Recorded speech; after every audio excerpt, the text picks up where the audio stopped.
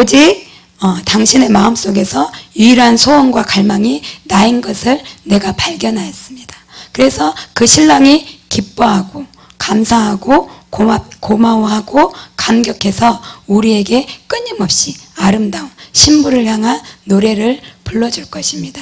그리고 그 노래를 들음으로 날마다 새로워지고 더욱더 아름다워지고 변화되어지는 저희가 되기를 원합니다.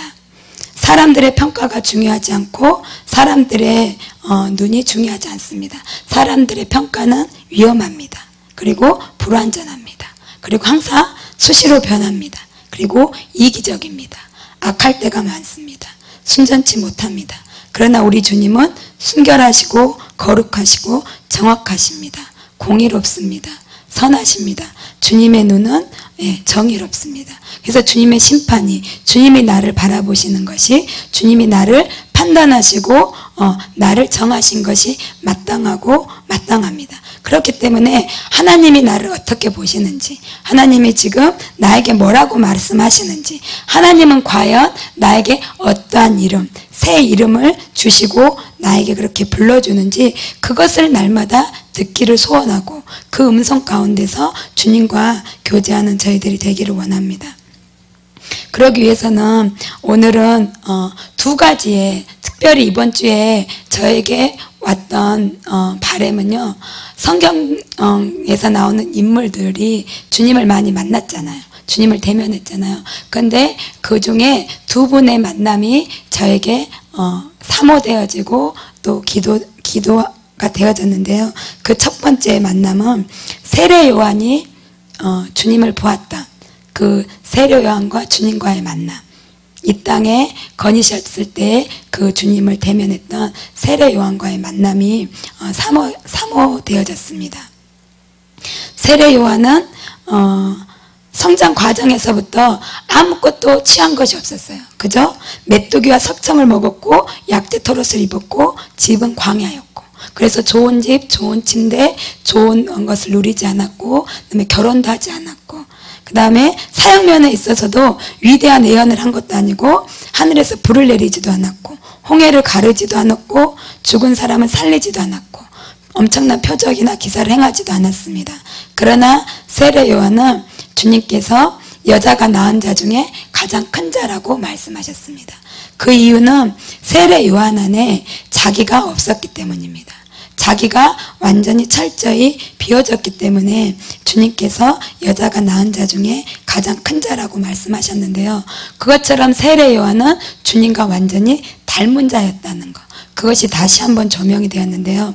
릭 조이너가 쓴 하나님이 이 땅 위를 걸으셨을 때라는 책이 있습니다. 이 책은 예수님께서 요한복음의 그 앞에 예수님이 오셔서 이 땅에 오셔서 예수님과 세례 요한 제자들과의 만남, 그렇게 거기서부터 시작돼서 요한의 제자들이 주님께로 가고, 그 다음에 주님께서 어떻게 제자들을 부르셨는지, 그러한 그 굉장히 작은 소책자인데요. 하나님이 이 땅 위를 걸으셨을 때, 이 책을 읽으면 그 요한복음이 더 이렇게 실제적으로 열리고 더 가까이 와닿는데요. 거기 그 책에 보면 세례 요한이 예수님을 처음 본 그때의 요한을 이렇게 묘사하고 있습니다. 전에는 결코 이런 식으로 세례 요한을 바라본 적이 없었다. 세례 요한은 그가 알고 지낸 사람들 중 가장 일사불란한 사람이었지만 지금은 산만하고 정신이 나간 사람처럼 보였다. 그날은 참으로 특별한 날이었다. 두렵고도 혼동스러운 어떤 일이 그날 아침에 일어났고, 세례 요한은 전혀 다른 사람처럼 보였다. 마치 그의 강렬했던 불이 꺼진 것만 같았다. 그러나 그의 목소리에는 혼동이 아닌 큰 기쁨이 있었다. 이날 아침은요, 세례 요한이 처음으로 주님을 보았습니다. 보라, 세상 죄를 지고 가는 하나님의 어린 양이로다. 그 예수님이 그 앞을 지나가실 때 세례 요한이 보라, 세상 죄를 지고 가는 하나님의 어린 양이로다. 그래서 제자들에게 그 말을 하였고, 그 하나님의 어린 양을 보고 나서 세례 요한이 충격과, 그리고 굉장히 일사불란하고 굉장히 날카롭고 굉장히 제자들도 무서워서 감히 두 번 질문하지 못할 그러한 세례 요한이 이성을 잃고 정신이 나간 자처럼 산만한 자처럼 보였습니다. 하나님의 어린 양, 세상 죄를 지고 가는 하나님의 어린 양을 보므로 그렇게 세례 요한에게 그런 혼동이 왔는데 그 혼동 가운데 그러나 완전한 기쁨, 그 기쁨은 그는 흥하여야 되겠고 나는 쇠하여야 되리라. 그 완전한 자아의 비워짐이 그 하나님의 어린 양을 대면함으로 이 고백이 혼돈 가운데서도 완전한 그 충만한 기쁨, 하나님의 영광을 대면한 그 실체 앞에서 완전한 자아를 버릴 수 있는 이것이 세상 죄를 지고 가는 하나님의 어린 양을 대면함으로 그 완전한 자아의 비워짐이 일어나게 된 것입니다.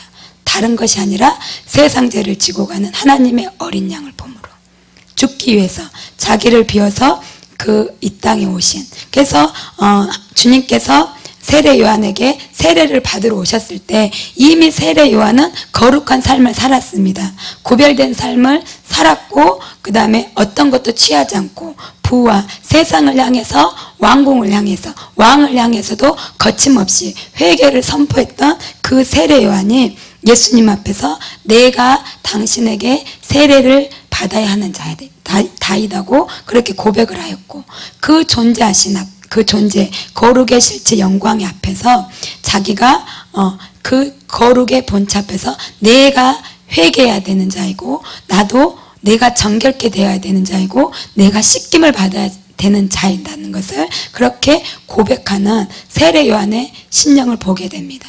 이 대면이, 이 만남이 오늘 우리에게도 필요합니다. 나에게도 필요합니다. 철저히 내 자신이 없어질 수 있는 것. 그 생각을 해봤어요. 수많은 세례 요한이 그 시대에 왕도 어찌해보지 못할 세례 요한의 영향력이 컸습니다. 나라가 인정해주는, 나라의 왕, 국민이 모두가 인정해주는 세례 요한의 영향력이 있었고 수많은 제자들이 따랐는데 그 제자들이 주님께 갈 때, 그 어린 양에게 갈 때 기꺼이 그들에게 말리지 않고 그때의 그 마음, 기꺼이 기쁨으로 떠나보낼 수 있고 이보다 더 큰 일들을 보게 될 것이라고 말할 수 있는 그 세례 요한의 완전한 비워짐, 그것의 그 은혜가 그 어린 양과의 대면이 오늘 우리에게 필요합니다. 죽기 위해 이 땅에 오신, 세상 죄를 지고 가기 위해 오신 하나님의 어린 양의 대면이 우리에게 필요합니다. 둘째로는 바울이 다메섹 도상에서 주님을 보았던 그 대면함이 간절히 사모되었습니다. 이유는요, 바울처럼 지금의 말로 표현하면 바울처럼 종교의 영으로 가득 찬 사람이 어디 있었겠습니까? 그죠? 바울이 했던 모든 일들이, 했던 모든 생각과 가르침과 모든 것들이 여호와를 위해서, 하나님 한 분만을 위해서 삶과 가르침과 태어나서부터 그때 그 시간까지 삶의 이유가 오직 여호와 한 분, 그리고 그것을 향해서 달려간다라고 생각했고 잘 가고 있다라고 생각했고 내가 하는 것이 많은 사람을 옥에 가두고 죽기까지 하는 일이 하나님을 위해 사는 일이라고 당연하게 생각했던 그 바울만큼 그 지금으로 말하면 그 종교의 영, 우리의 표현을 하면 종교의 영으로 가득 찬 사람이 어디 있겠습니까? 그죠? 그런데 바울처럼 단 한 번에 완전한 패러다임을 경험한 자도 없습니다. 그죠? 그렇게 철저하게 종교의 영에 잡혀 있었던 바울도 단 한 번에 다메섹 도상에서의 주님과의 대면, 그 빛이 임함으로 그 철저한 견고한 진이 무너졌습니다. 그래서 내 안에 견고한 진, 바울도 바울이 잘 가고 있을 거라고 생각했을 것입니다. 내가 하는 것이 맞다라고 생각했을 것입니다. 내가 가는 길이 맞다라고 생각했을 것입니다. 그러나 주님의 만남을 통해 그 인생의 전체가 흔들렸습니다. 삶 전체가 흔들렸고 그동안에 살아왔던 모든 삶이 다 흔들렸습니다. 그래서 바울이 먹지도 않고 마시지도 않고 말도 하지 못했습니다. 그 빛이 강했다는 것은 어떤 대면함이 주는 겉으로의 현상이 아니라 존재 안에까지 그 영혼육을 완전히 뒤엎는 그 패러다임의 완전한 변화, 완전한 그것이 충격이기 때문에 죽음과 같은 충격의 만남으로 다메섹 도상의 만남이 그렇게 이루어졌을 것입니다. 근데 그 견고한 진, 그 종교의 영이 내 안에도 있는 것을 봅니다. 그러나 그것이 내가 종교의 영인지 견고한 진인지 나조차도 모르는, 나조차도 알지 못하는, 나도 바울이 철저하게 맞다, 간다, 정확하다, 맞게 가고 있다, 잘 가고 있다, 이것이 옳다, 이것이 하나님 나라를 위한 것이다, 하나님 나라를 위해서 가는 길이다 라고 가는 것이었지만 알 수 없었던 것처럼 우리 개개인 안에도 그러한 견고한 진들이 있다는 것입니다. 그러한 종교의 영들이 있다는 것입니다. 그러나 그러한 종교의 영들이, 견고한 진들이 나에게서 빠져나가기를 원합니다. 없어지기를 원합니다. 그래서 바울에게 한 번의 그 다메섹 도상의 만남이 견고한 진을 철저히 무너뜨렸던 것처럼 주님 나에게도 그 주님 다메섹 도상에서의 주님과의 대면이 필요합니다. 그래서 내 안에 나도 모르는 견고한 진, 나도 맞다라고 여기지만 그러한 종교의 영이 철저히 깨지고 부서지기를 원합니다. 그래서 이 두 분의 만남, 그동안에 모세, 마리아의 많은 만남들이 있었는데요. 지금 어떤 나를 돌아볼 때, 나를 살펴볼 때 우리가 갈 수 있는 길은, 끝까지 갈 수 있는 길은 끊임없이 계속해서 나의 생각과 마음과 모든 영역을 살피는 것밖에 없습니다. 그러기 위해서는 우리에게 절대적으로 주님의 빛이, 계시가, 주님의 가르침이 절대적으로 필요합니다.